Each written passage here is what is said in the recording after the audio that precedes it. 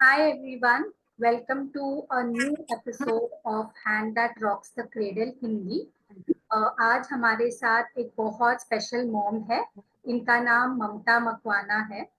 ममता जी एक mom influencer है, एक बहुत टैलेंटेड मेकअप आर्टिस्ट भी है एंड इनका इंस्टाग्राम पे अपना पेज भी है जिसके भी बहुत फॉलोअर्स है, ममता मकवाना इस नाम से। आज ममता जी हमारे साथ शेयर करेंगी इनकी प्रेगनेंसी की जर्नी, इनकी पोस्टपार्टम जर्नी। वेलकम ममता जी हमारे इस एपिसोड में।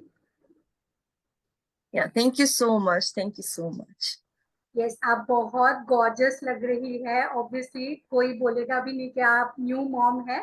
सो Oh, thank ये और एक चीज है कि ममता जी एक 5 मंथ ओल्ड बेबी गर्ल की मॉम है एंड ऑब्वियसली एक न्यू मॉम यू नो बहुत सारे इश्यूज के साथ डील करती है। आज हम ममता जी के साथ इन्हीं सब चीजों पे बात करेंगे। सो you. वेलकम ममता जी। हम आपसे जानना चाहेंगे कि आपका आपकी बेटी के साथ के प्रेगनेंसी का एक्सपीरियंस कैसा रहा। एज इन क्या ये प्रेगनेंसी सरप्राइज प्रेगनेंसी थी आपके लिए कि क्या आप गायनेक के पास जाते थे चेकअप्स के लिए बिफोर कंसीविंग? आ, या वैसे ये मेरे लिए सरप्राइज प्रेगनेंसी ही थी। आफ्टर 7 years के बाद मैं प्रेग्नेंट हुई। सो ये बहुत सरप्राइजिंग था मेरे लिए। सब लोग बोल रहे थे कि थोड़ा सा लेट हो रहा है, बहुत टाइम लग रहा है, बट क्या होगा क्या नहीं। मैंने सिर्फ ऊपर वाले पे भरोसा किया था कि जो भी होगा भगवान को जब इच्छा होगी, जब मेरे वो मुझे आशीर्वाद देंगे तब होगा। मुझे उन पे विश्वास था। मैंने कोई ऐसा नहीं कि यहाँ पे गई वहां पे गई, ये मेडिसिन वो चेकअप ये सारी चीजें मैंने नहीं की, क्योंकि मुझे ट्रस्ट था सिर्फ ऊपर वाले पे। और या भगवान ने सुन ली और सरप्राइज प्रेगनेंसी थी ये। सो हम लोग बहुत ही ज्यादा खुश थे। और सरप्राइज प्रेगनेंसी में इवन हम लोगों को भी बेटी ही चाहिए थी, और भगवान ने वो भी सुन लिया कि हमको बेटी ही दी। और मेरी फर्स्ट बेबी है, मेरा फर्स्ट प्रेगनेंसी, और वो भी बेटी। तो ये दो दो बहुत बड़ी चीज हम मेरी लाइफ में हुई है। सो या बहुत ही ज्यादा एकदम you know first time mom बनी थी, न्यू मॉम थी। और कभी मैंने छोटे बच्चों को भी नहीं देखा भी नहीं था। और ये मेरी फर्स्ट बेबी है जिसको मैंने उसके साथ में रही। मैंने बहुत सारे चैलेंजेस को एक्सेप्ट किया कि ओके ये सारी चीजें भी होती है, ये सारी चीजें भी आती है लाइफ में।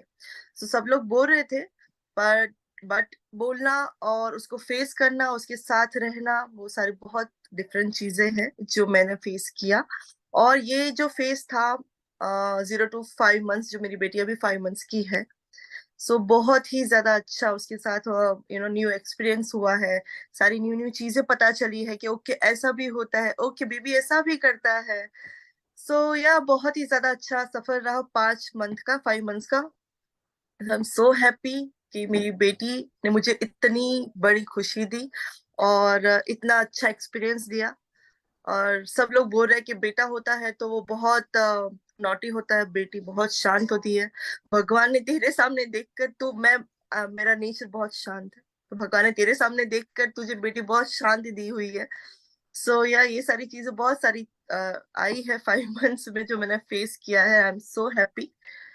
यस ममता, बहुत अमेजिंग चीज है। मैं भी एक बेटी की माँ हूँ एंड मेरी बेटी अच्छा। बहुत नॉटी है। मतलब आप सोच भी नहीं सकते कितना नॉटी है वो।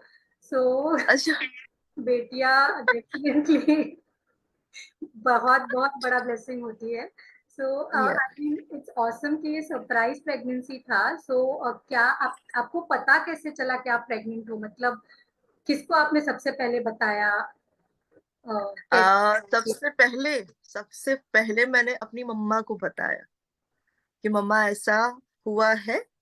और उसके बाद मैंने मेरे हस्बैंड को बताया क्योंकि मैं बहुत शॉक हो गई थी, मैं क्या रिएक्ट करूं, कुछ समझ में नहीं आ रहा था क्या करूं क्या नहीं। और किसको पहले बोलूं, क्योंकि ये बहुत बड़ी चीज थी आफ्टर 7 years। और मुझे ऐसा लगा कि नहीं, सबसे पहले मैं अपनी मम्मा को ही बताऊंगी ये कैसा हुआ है। इवन मैंने 9 months तक सिर्फ मैंने मेरे मम्मी और पापा के फोटो को ही डीपी में रखा था। और उनको ही देखा। और आप बिलीव नहीं करोगे, जो सब लोग बोलते थे कि आप जिसको देखते हो वैसा ही होता है। और मेरी बेटी सेम मेरी मम्मा की कॉपी है और मेरे पापा की कॉपी है। हाफ मेरी मम्मा, हाफ मेरे पापा।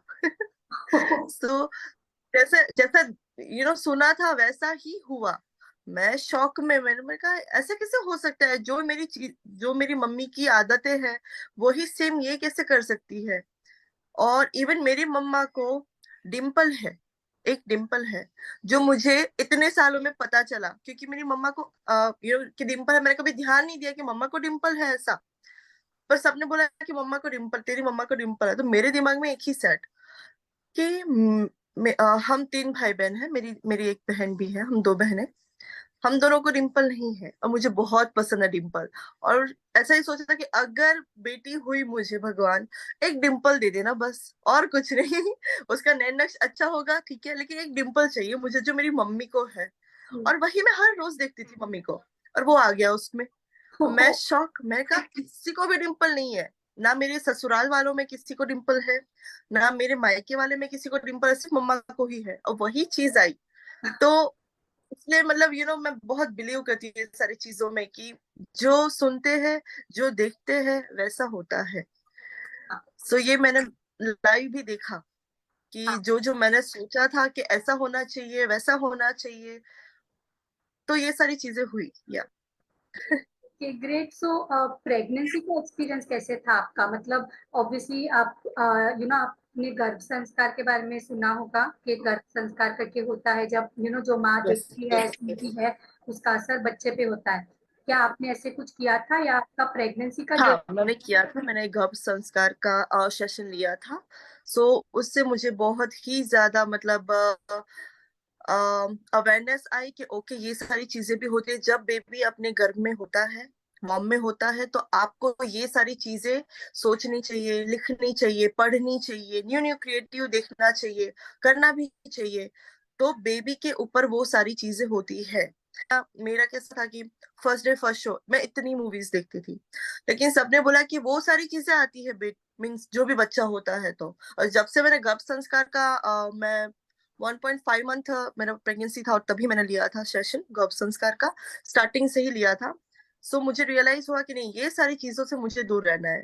क्योंकि अभी के बच्चे जो हाइपर एक्टिव है, मतलब बातें ना सुनना, ये सारी चीजें, तो वो मुझे काफी 5 मंथ्स में मुझे ऐसा पता चल रहा है, मुझे ऐसा रियलाइज हो रहा है कि हम जो बोलते हैं वो मेरी बेटी समझती है, वो सीखती है, और वही वो चीज फॉलो भी करती है। बिकॉज मेरे घर का माहौल भी बहुत काम है, बहुत शांत है, एकदम ऐसा कि घर में ज्यादा ज्यादा टीवी वगैरह सारी चीजें नहीं चलती है। ज्यादातर भक्ति भाव ये सारी चीजें ज्यादा चलती है मेरे घर में, ये सारा सब बहुत होता है। तो आप नहीं बिलीव करोगे, लेकिन मेरी मेरी बेटी जब मेरे पेट में थी, तो मैं हर रोज रात को वही चीज, एक एक चीज बोलती थी कि बेटा कुछ भी हो जाए, आप भी रात को आराम से सोना, और मम्मा को भी रात को आराम से सोने देना। ये चीज मैंने 9 मंथ्स तक डेली रात को बोली। आप नहीं बिलीव करोगे, मुझे मेरा वेट 100 kg हो गया था मेरी प्रेगनेंसी में। फिर भी मुझे कोई रात को तकलीफ ही नहीं होती थी, मैं आराम से सोती थी, मेरी बेटी मुझे कोई परेशान नहीं करती। जैसे लोग नहीं बोलते कि हमें तो रात को नींद नहीं आती है, ये हो रहा है, वो हो रहा है, बच्चे ने ऐसे लात मारी तो दुखा, ऐसे किया तो वो पेन हुआ, मुझे कुछ भी नहीं होता था। मैं एकदम नॉर्मल थी। एक मतलब जैसे मेरा पेन भी स्टार्ट हुआ, वो भी एकदम नॉर्मल ही स्टार्ट हुआ था। मतलब मैं ज्यादा उसमें परेशान नहीं हुई, लेकिन मेरा वेट ज्यादा था, मे बी शायद, I don't know why, but मेरा सी सेक्शन हुआ सम रीजंस के वजह से मेरा सी सेक्शन हुआ। ट्राई बहुत किया नॉर्मल डिलीवरी का, लेकिन होता है ना कि सब नहीं हो सकता just because of my weight. क्योंकि मैंने वेट पे ज्यादा कंट्रोल नहीं किया, मैंने सारी चीजें बहुत खाई जो भी हेल्दी था बेटी के लिए। क्योंकि सब लोग यही एक ही चीज बोल रहे थे, वेट तो कभी भी कम हो जाएगा, बेटी को मीन्स जो भी बेबी है उसको न्यूट्रिशन मिलना चाहिए, आप खाने पे अभी उतना ज्यादा मत सोचो, बेटी को सब कुछ मिलना चाहिए ऐसा। तो वो सारी चीजें मैंने बहुत ही फॉलो किया है प्रेगनेंसी में भी, और आफ्टर प्रेगनेंसी पोस्टमार्टम के बाद भी। बहुत ही ज्यादा फॉलो किया है मैंने, खाने पीने में, उठने बैठने में, रेस्ट करने में, क्योंकि सब लोग बोलते हैं कि रेस्ट करो प्रॉपर, तो ही पूरे लाइफ टाइम आपको प्रॉब्लम नहीं होगा। प्लस सीजर है तो ज्यादा थोड़ा करो। मीन्स डॉक्टर भी बोलते हैं कि 6 मंथ्स तक आपको संभालना होता है, उसके बाद कोई दिक्कत नहीं। सो या बहुत सारी चीजें हैं जो नॉर्मल डिलीवरी में इजी होता है और सीजर में थोड़ा सा डिफिकल्ट होता है, लेकिन एक्सपीरियंस अच्छा था। कोई इतना टेंशन वाला भी नहीं लगा जो से सीजर में ऐसा होता है, सीजर में वैसा होता है। मेरा सीजर भी एकदम नॉर्मल ही था। 2 दिन के बाद तो मैं रिकवर भी हो गई थी। बट हाँ, फुल रेस्ट किया पोस्टमार्टम में, बिकॉज मम्मी के वहां थी, ससुराल में भी गई थी, लेकिन वहां पे भी मेरी मम्मा सपोर्टिव है। सो जर्नी बहुत ही ज्यादा अच्छी रही मेरी पोस्टमार्टम भी, कि सबने बहुत ही सपोर्ट। और इसमें क्या होता है कि जब न्यू मॉम बनते हैं ना, तो सब लोगों का सजेशन कभी कभी मानना भी चाहिए। मैं बिलीव करती हूँ कि सब लोग एक्सपीरियंस है तभी कुछ ना कुछ समझाते हैं आपको, तो वो चीज मान लेनी चाहिए। फिर अपने अपने को तो कोई एक्सपीरियंस है नहीं, तो फिर हम क्यों अपना सोच के वो स्टार्ट करें कि नहीं ये तो ऐसे ही बोलते होंगे, मुझे ये नहीं, मुझे तो ये करना है।